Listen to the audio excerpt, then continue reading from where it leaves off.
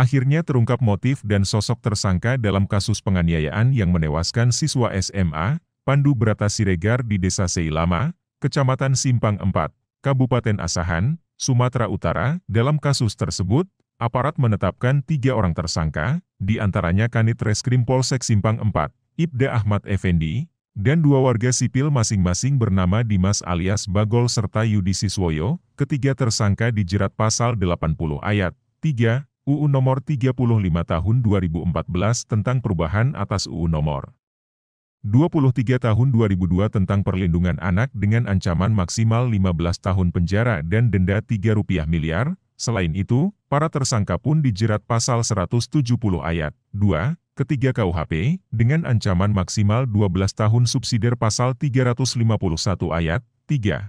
KUHP tentang tindak pidana penganiayaan yang mengakibatkan kematian, dengan ancaman hukuman penjara paling lama 7 tahun. Selain menangkap para pelaku, polisi juga berhasil mengamankan barang bukti, berupa 3 unit sepeda motor, 1 senjata api revolver milik tersangka Ibda Ahmad Effendi, senter, ponsel, 2 celana, 2 kaos, dan sepasang sandal.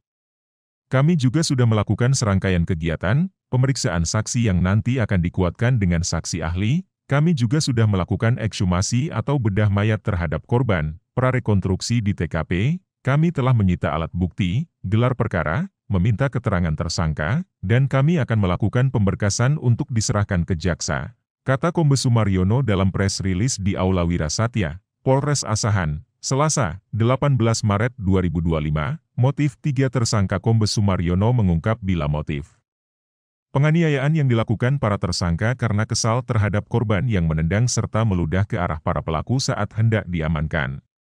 Motifnya kesal karena ditendang dan diludahi saat hendak diamankan, kata Kombes Sumaryono, disinggung soal keterangan yang sebelumnya menyebut korban merupakan seorang yang terpengaruh dalam narkotika. Kombes Sumaryono mengaku belum dapat menjelaskan hal tersebut.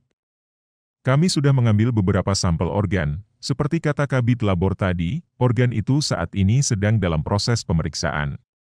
Nanti, hasilnya pasti akan kita sampaikan ke kawan-kawan.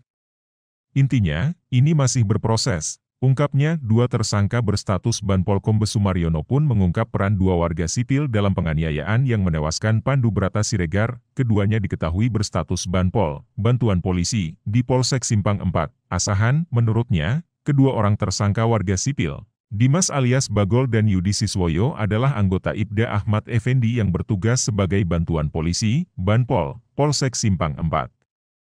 Setiap orang ini punya perannya masing-masing.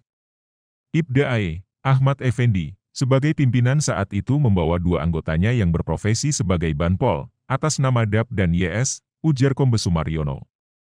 Terima kasih sudah nonton, jangan lupa like, subscribe, dan share ya!